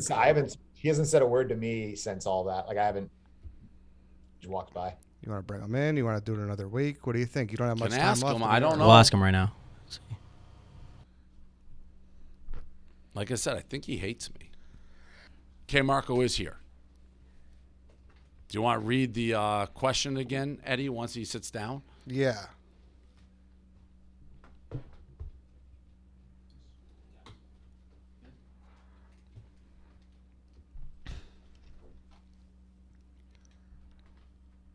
So we're doing reader email. The question was what, Eddie? It was about Kat Timpf, and I was saying they were asking about her origin story. Oh, is he on? He's not plugged in. Wait, I thought it was a specific. No, you no. asked it? Yes. Oh, yeah. I get it. I remember. Can you hear me? Yeah. 1, 2. So there was just a reader email about Kat Timpf and like her origin story, and I was saying he's on. Those headphones work. Just you hear me? Yeah. And I was just saying how I believe you blogged back in the day something that she said on Fox, and that's kind of how she got the job, if I'm not mistaken, right? Kat Timpf. Wow, that was a while ago. Yeah. What did she go? I have no idea. I feel like that was Kevin. It was probably me. Whatever. That was irregardless. So he brought you up. I was like, who? He's like, what's Kmarko up to? I was like, I don't know. I think he hates me is basically what I said. I said, we haven't talked in God knows. You blog somewhat, and I basically was like, he's tenured, so he kind of does what he wants. And then Eddie's like, want to bring him in. So, I mean, you hate me, right? No, I wouldn't say that. I haven't not talked to you. You haven't talked to me. You never even talked to me about demoting me. We never talked, period. I heard from your podcast, and then you never talked to me. Well, yeah, and I think we've talked about this, and I said it. I thought it was pretty clear when I went like crazy that I had to make a change. I think that after 10 years, like a change like that would warrant a discussion. I wouldn't have even argued with you when we had the discussion. I just would have it would have been nice to be told. Yeah. So that I again thought it was pretty obvious, which is like we had before it was things that were getting published that I don't know how they were making it through, and I really didn't want on. It was two things. But we had a direct discussion about what it was. It was like political shit. And if my ordering is correct, what was the first? Zonker? What was the second? Oh, the Trista. So the second, and then it's like, all right, things are getting through that can't get through. I don't want them through. The decision was made.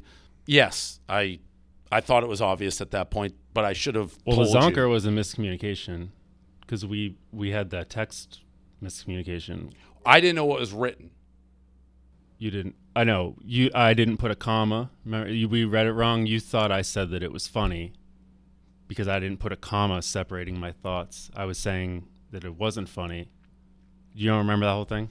I remember. I thought when the Zonker thing got posted, I thought it was with your blessing. Like, I thought it was with you telling me to post. Correct, because you called me and talked about it, but I didn't know what it was. Right. So it's like, for me, that I don't even know how that was a question that was brought up to me. It was like this wild political like thing from somebody who doesn't work for us at all. So I don't even know how that was like a topic of discussion that was brought up, because it was so far out of left field of anything that we'd ever in a million zillion years post. Okay. So that's one mistake. And then we had the other one, which it just felt like I was getting the vibe there was an agenda to what you were letting get through, which is why I made the switch. Do you have more than there's two things, right? There's those two. I also feel like there was. I mean, there's 110 blogs that go up every day, and but it was those just were me very doing obvious. it. Trista's was my mistake completely. I was at home on the Cape. It was Labor Day weekend, and I was at the beach, and she texted me like, "Can I post something like late in the afternoon?" And I didn't read it carefully enough. So that was lazy on my part. It was also the second strike.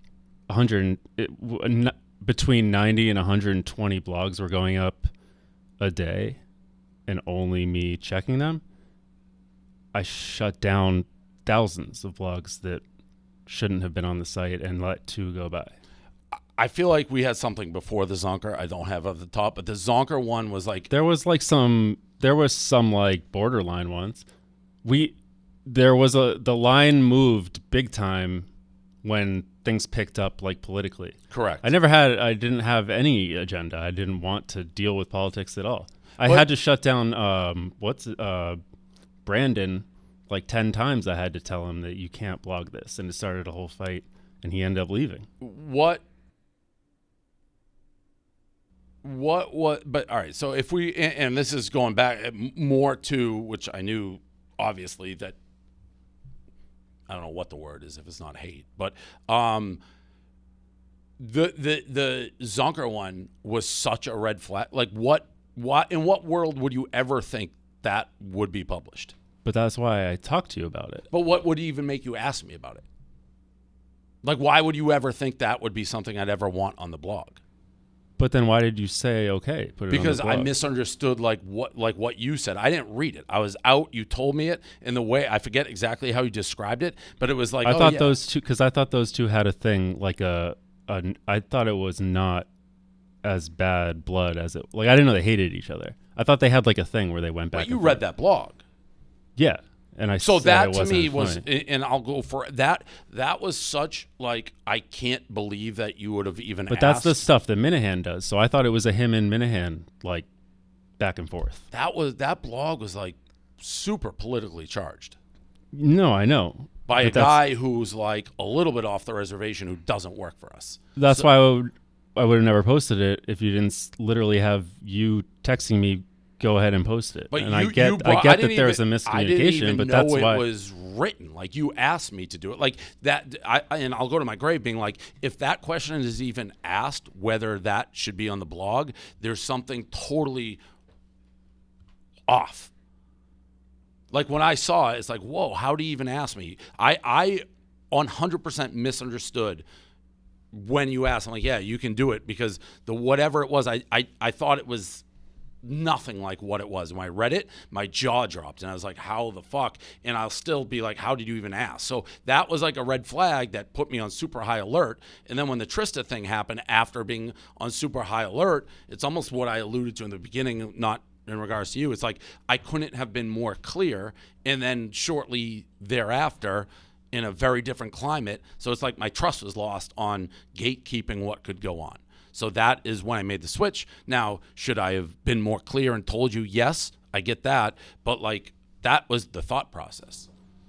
Yeah, I'm perfectly clear on the thought process. And there was an element of you and Kirk not liking each other. So it's like, wait a minute, is that why? Because to me, I'll go to my grave. There's no way that could ever be allowed on the site. I know what you're saying. Like, I said yes, but to me, it's, well, you wouldn't ask me that. Like, what?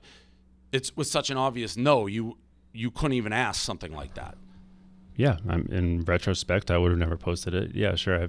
A year later, I've thought that. Yeah. So that's where that went down, and now where are you at now? I just said, like, you say you don't hate me. No, I don't hate you. I mean, what level are you working here? Like, at what, like? I'm trying to. I haven't been comfortable here. I mean, I was off last week for my sister's wedding. I was gone. The week before that, I've had the #1 blog of the week like 3 weeks in a row. Why aren't you comfortable? Because I went from like running the blog, doing like 15 things, and my day was packed every day, to you telling me that, because before that conversation, you asked me like, what do you even do here? Because you just didn't pay attention to anything that I did.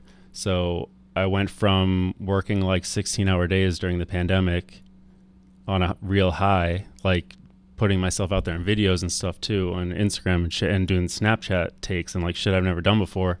And then you just came out of nowhere and was like, you don't do it. Like, I was lazy, which is like questioning my work ethic is like my #1 thing that I can't stand, especially during that time period. When you said that, I was like really busting my ass doing a job of at least 6 people, and I let 2 blogs go by out of what I'd do that for 4 years. So 110 blogs a day for 4 years, and there was 5 mistakes. There definitely was an increase in my mind, and I don't say that or question, or it literally is, if I say that, it's like, I don't see what you're doing, and if you have the answers for it, great. But it's like, I was looking at what was going on. It didn't feel like there was proactive like leadership in running the blog. And I don't think that was a crazy time. That was like that was a politically charged time. Like, you had Trista writing 10 of those things a day. Like, people were pushing writing those things, and I was shutting them all down all across the board. And then But even like that, the Trista, I remember the back and forth about that particular blog, where I think there was a he said, she said with you and her on like how much it was discussed before it went up and things like that. Yeah, she misrepresented how, like, the extent of it. I still should have read it closer and caught it. I never said that wasn't my fault. So overall, I stand by a change had to be made in like what was being decided. And again, I look at it from the Zonker to the Trista, those two, and the headline being the major problem with like the Trista, which it's like, okay, I because I went crazy. Like, we've talked about me going crazy. I went absolutely crazy on the Zonker thing. Like, as mad as I've ever been at you probably with that. Uh-huh. And then shortly after, there's another gaffe. So that's when I'm like, okay, I got to make a change, because the next time there's going to be nobody to blame but me for being the gatekeeper of the blog. So, all right, that happens. And then the checkout. Now, there's nobody else, I don't think, and you're like, well, 10 years and this and that. Before you came in, there's nobody else either, though, who would, at this point, you can do basically whatever you want, have the leash of like still same all of that. That's continued now for like a year at least, right? What's continued? Like, since the demotion to kind of like uncomfortable pouting Kmarko. I haven't been pouting. Well, I mean, a little bit. this is like it's like a pout face. Like if I'm upset, it's like someone's like, well, he's kind of pout. Like you're not the same guy before that. I'm not pouting. I just don't. I mean, what do you? I was home a lot because of COVID. I couldn't really. I had to be careful with that because of like health stuff. So I worked at home. I haven't had the same blog output, but I've had big blogs that have been the top page view blogs of the week. But I just need to I've do looked more at of the them. numbers. I've asked a couple times, like Coley, or it's like how many. It's like you'll go sometimes a blog a day. Sometimes it could be like 1 or 2 a week. Yeah, it's been much less. So I mean that I don't. I mean, we all see it's not just me, like everyone has noticed, but that is your core to what was built here. But that also didn't mean I can't make a change if it's like, I think there's risk involved in where we're at. What does that mean? Meaning like, I didn't feel comfortable keeping the shit that I knew had to be off the blog. That's why the change was made. Yeah, no, I know why a change was made. You could have talked to me face to face about it. You could have told me. I didn't want to hear from Deke Zucker on. I was waiting to have a conversation. I assumed I was suspended. I didn't assume it was just over. But I assumed it was a suspension, and then you were gone during those like 2 weeks after. You were like back and forth. I didn't have a chance to talk to you. I was like waiting in the office each day, and then in that time, I read a Deke Zucker tweet about your podcast quote, and that's how I found out about Coley. Okay. I admit that I think I said it. And you didn't know the stuff that I did every day, but Erica did, because it was all stuff for Erica. So I don't know why no one at any point had my back on anything.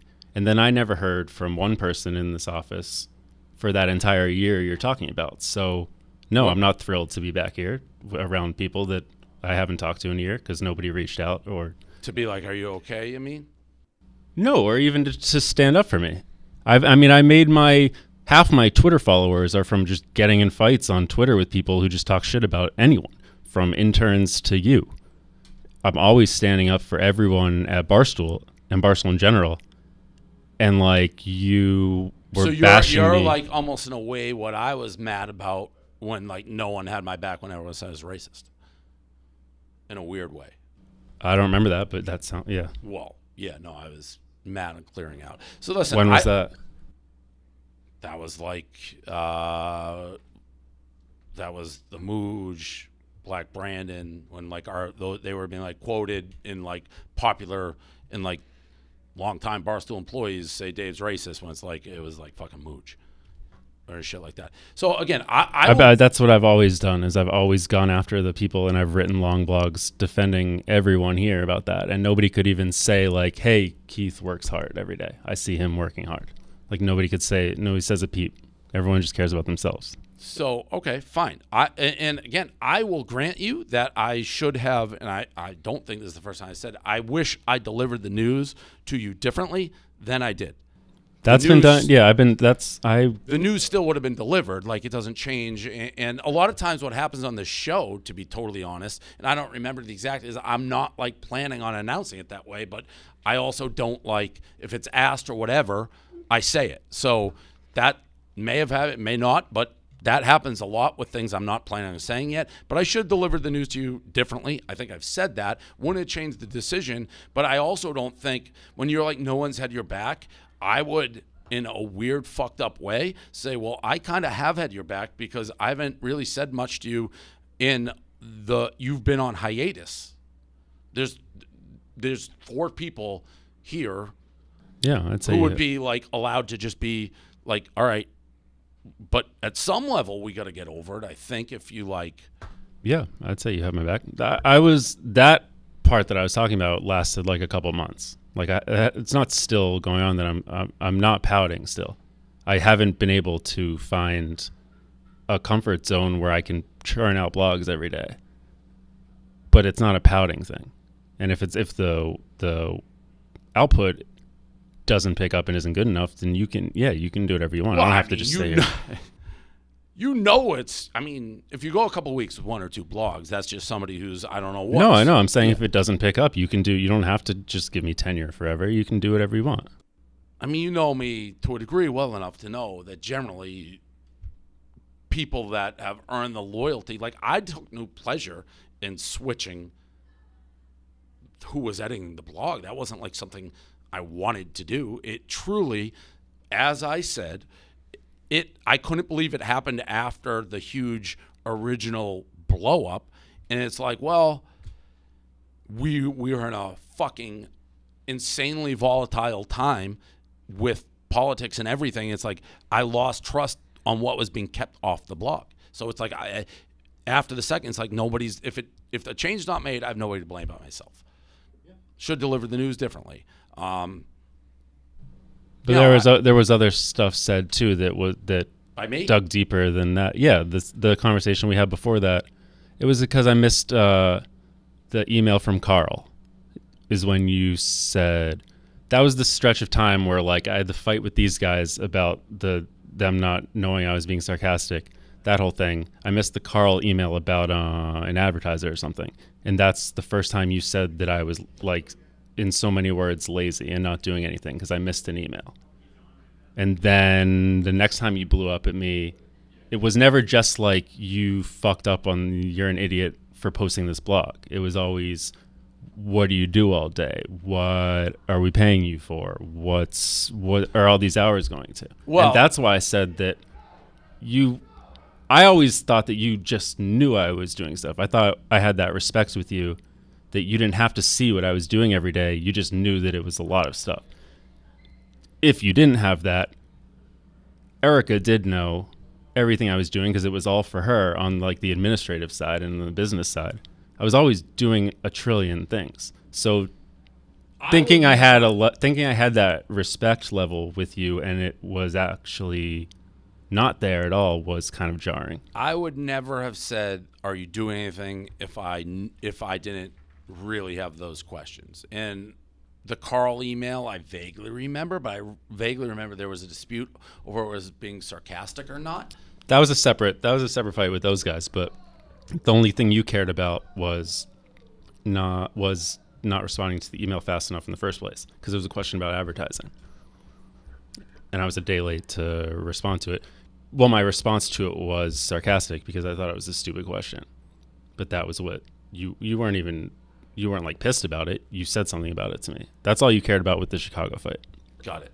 Yeah, I mean, and again, rewinding there's nothing I would say that I didn't honestly think. I wouldn't have asked that if I didn't believe it. And there's stuff that was going on outside of it. Fine. I didn't know. But I had also in that time, I had asked you like for 3 years almost. I had like 12 emails or something I counted, like asking you to meet with me one-on-one to like go over where the line was during each time because it was always moving and I moved with it. Obviously it fell apart at the end, but I was always trying to meet with you to go over stuff. I was doing like weekly reports on my own to give to you to keep you updated on the bloggers. I wanted more guidance on what I don't remember getting a weekly reports on bloggers. I did that for like 3 years. What, like weekly reports? How? Like Like just top pulling the page data? views. Putting the email reports together. Like I put an email report together for you every Monday morning to give to you that was like spelled out easy so you wouldn't have to dig around to look at stuff. It was just like, this is who's blogging. This is who's getting the most page views. Like, right. Okay. Yeah. So I get that, but I mean that's a 5-second report basically to pull. But it was kind of not. is, and it also like for that it for and 40 bloggers, we no, it's still get more. But it was all right. Well, what are you giving it to like that? To me back then, and I don't know what the point of this is, but that should be you to talk to the bloggers to be like, hey, you're low like that. I was doing that. I was looping you in. The point of that was not that I was busting my ass on that report. The point was that I was always trying to meet with you to talk about the line that you're talking about with the politics stuff that went over the line. It was always moving, and some stuff was tricky. Like we didn't always see eye to eye on the things that you ended up getting mad about. And you never took the time to meet with me one time. You never even responded to an email. I, for the most part, always had pretty good faith in your judgment till I didn't at the end. Like I know, thought, it was- I would be very surprised for the majority of the time, and not this kind of dragging out. The majority of the time that you were the editor, I would have said we see eye to eye or pretty close to it, nearly 100% of the time. And then towards the end, it went such a drastic shift. It was like a very much red flag that something had changed because again, That was the time period changed. That was a but that crazy Zonka time. One, I know, not to beat a dead horse. Under no circumstances in any world we've ever lived in did that blog. That was stupid. I can't do one thing stupid. But it was so stupid and so out of left field to me. It made it feel like Kirk was the reason you did it, which is a very bad place to be as the editor. That's how I felt. Okay. So, and again, I don't. I'll keep saying the way it ended unceremoniously for somebody who's been here a long time, I won't be happy about it either. The thing I think I did wrong was not telling you before anybody else and let you handle it your own way. Hand up, that's me. I'm a terrible manager. I don't think that's necessarily like a fucking news flash. A lot of people, it shouldn't happen when somebody's been here a long time. That's how I am. That across mediums, people have learned that. But, I mean, at some level, I don't know. I think it was the right decision. Okay. Eddie, you got anything? I think he hates me. Do you have ill will towards anyone else? Sounds like everybody. I wouldn't say ill will. No, I just here gonna do my job. So it's like a Ben Simmons kind of thing? Yeah, sure. That's all I have. Okay. That's Kmarko.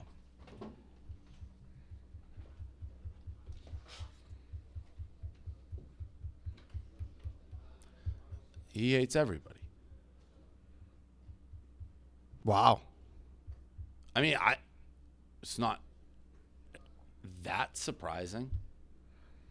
I guess I didn't know the part of like people not defending him, they didn't work hard.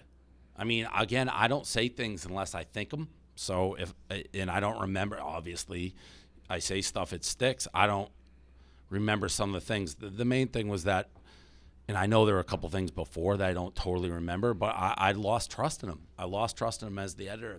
And at some level, that's not something where tenure can overcome it. It's like if I lose trust in you for, I think, very valid reasons, but I should have told him differently. I think I've said that in the past. I wish I proactively did it. I didn't.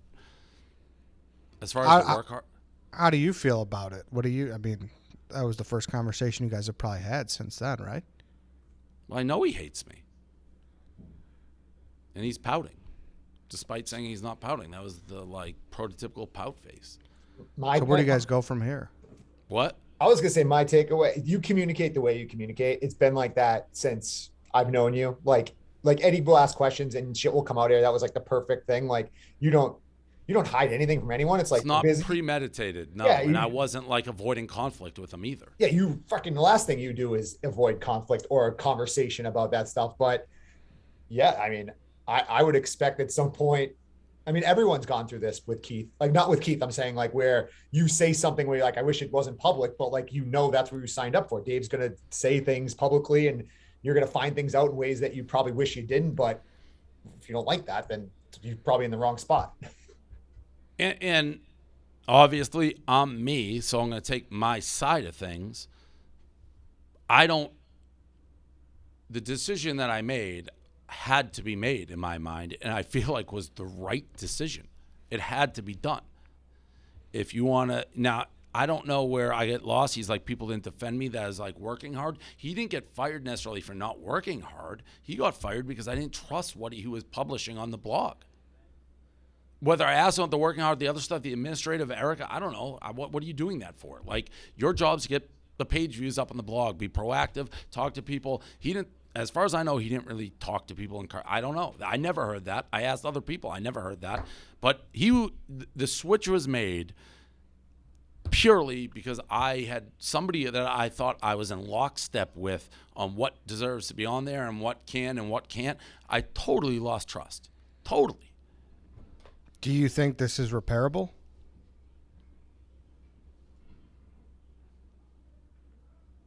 No. Based on the way he just came in. I think him and me, maybe. But I didn't know. I thought he just hated me. It seems like he hates everybody, right? Because no one defended. Kind of like when I got mad, even though it's like, I don't know.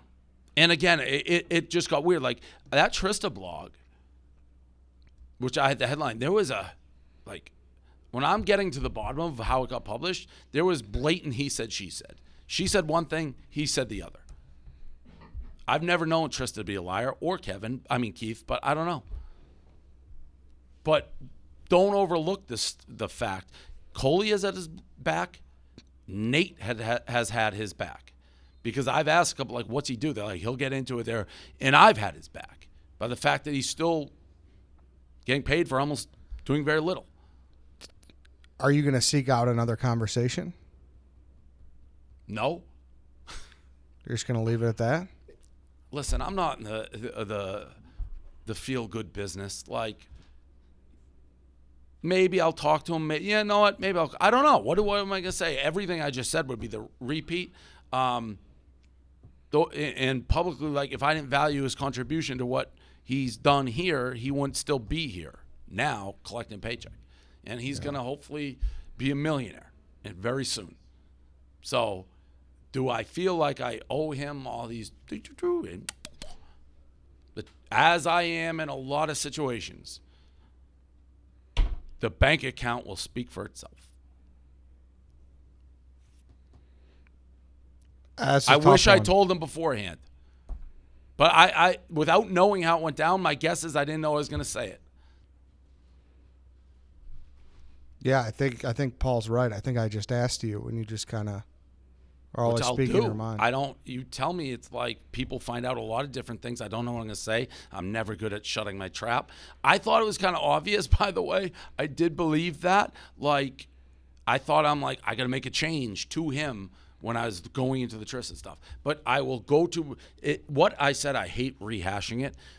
The Zonker blog that was published was so outrageous that it was even considered to be published. It's a bow on this thing in a weird way, Eddie, because it goes back to the pen conversation in the beginning of this call when I feel like I've been so crystal clear and so what I want. That was that point. I went nuts. I think Paul was there. Weren't we in Fort Lauderdale when that thing happened, Gaz? Yeah. I mean, I went crazy. When I read it, my eyeballs fell out of my head. I was like, what the fuck is this doing on the blog? It was from a guy who didn't work from us, who is a little bit, and it was so politically charged. No one knows that guy doesn't. What is that? So that was even, I misunderstood the way he did it. He made it sound like it's a funny tongue-in-cheek like thing. It wasn't at all. It was the opposite. So I read it, and the only explanation I have is Kmarko hated Kirk and wanted that published because it's about Kirk. That's the only thing in my bones, because otherwise the fact that would even be brought up. So, but that, I went so crazy and was so clear. And then a couple weeks later or whenever it is, the Trista thing happens. That's when it's like, all right, change has to be made. It was made. It was done. It was a wrap. I didn't want to do it. It was a wrap. Do I wish I delivered it differently? Fine. But I stand by all the decisions I made. And if I ask whether it's working hard, it's Corona, we're home, what's going on, missed email, fine, I ask it. Like, I'm not Joe Rosie. Like, I'm not. So, and he knows that. Yeah, but he's it's pouting. It's just kind of uncharted territory. I mean, there's nobody at his level besides, two other people and Paul? And they do different stuff because, like, they just do different things. Like Kmarko was running the blog, their stats. I'm looking at house publishing and all those things. And, it was just very different. He was kind of like, I was getting reports, but it didn't feel like a whole fucking hell of a lot was being done to be honest. Like administrative shit, I don't even know what that means. I don't see it. So sorry, ask what you do. Sorry, I want to know. I do agree with your point, though, and you were showing loyalty by kind of allowing him to do what he's done. He's done nothing almost for like very little for a year and like whatever. Do you think that's going to change it? His kind of demeanor when you're like, he's like, well, you got to do what you got to do if I don't pick it up. Like, that was kind of interesting. I thought that was weird. He's pouting. Yeah. I don't know why. Maybe there's a synonym for it, which he'd say. He's pouting. Wouldn't you say he's pouting? What's the definition of pout? Can someone look that up? Yeah, I'd say there was some pout. But I understand him being upset at the way he heard it. So it's like, but it's tough. It's tough. To act in a gloom and irritated way, to mope or sulk. The man is pouting. But you put in a lot of time, you do a lot of work. It's not like he's here, so he's not affecting shit, but he's pouting. He's pouting. And honestly, I kind of like, if you think you've been wronged and you've been here for that fucking long, it's not crazy. He's not the first guy to pout around here, that's for sure. He's just pouted the longest and the hardest. It'd be funny if there's a Kmarko in that article, huh? If they talked to him, he'd probably fucking rip my testicles off, too. Fuck. I'm sure he'll be reached out to after that. All right. That's it. Wild show. I know people have been wondering about that for a while, so there you go. There you go. Outgate. We'll see you guys next week. Eddie. What a show.